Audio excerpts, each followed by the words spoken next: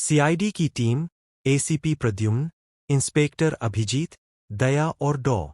सालुंके मौके पर पहुंचती है।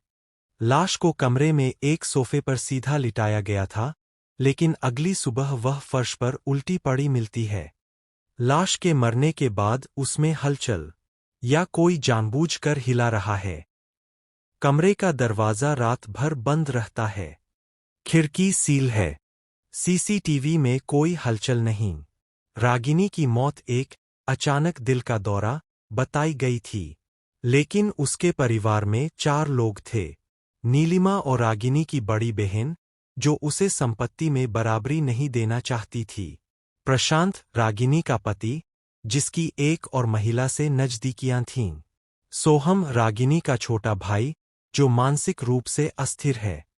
शंकर, पुराना नौकर, जो चुपचाप सब देखता रहता है। कुछ तो गड़बड़ है सर। अगर कोई लाश को हिला रहा है, तो उसे घर के अंदर से ही होना चाहिए।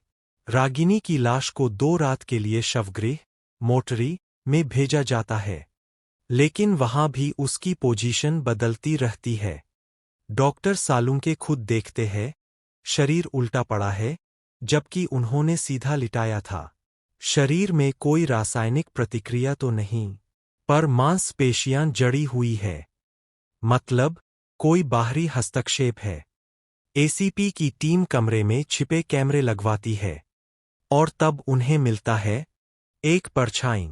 रात 2:12 बजे एक परछाई चुपचाप आती है और लाश को पलट देती है, लेकिन चेहरा नहीं दिखता।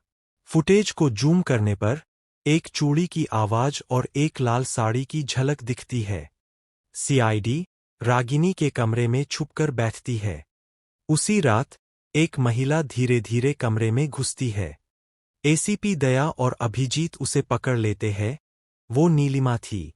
मैंने उसे जहर दे दिया था। रागिनी सब जान गई थी, प्रशांत और मेरे बीच का रिश्ता। वो सबको बता देती। मैं हर रात आकर उसकी लाश को पलटती, ताकि लगे कोई आत्मा है, ताकि कोई पोस्टमार्टम न कराए। लेकिन एक और ट्विस्ट बाकी था। लाश में हलचल सिर्फ नीलिमा की वजह से नहीं हो रही थी। डॉ. सालुंके ने बताया, रागिनी को जो जहर दिया गया, वो नर्वस सिस्टम को कुछ समय तक सक्रिय रखता है। शरीर में इलेक्ट्रिकल सिग्नल्स देर से खत्म होते हैं। इसलिए पोस्टमार्टम से पहले शरीर कभी-कभी हरकत करता है। नीलिमा को गिरफ्तार किया गया। प्रशांत और सोहम से लंबी पूछताछ हुई। प्रशांत निर्दोष पाया गया, लेकिन शर्मिंदा था।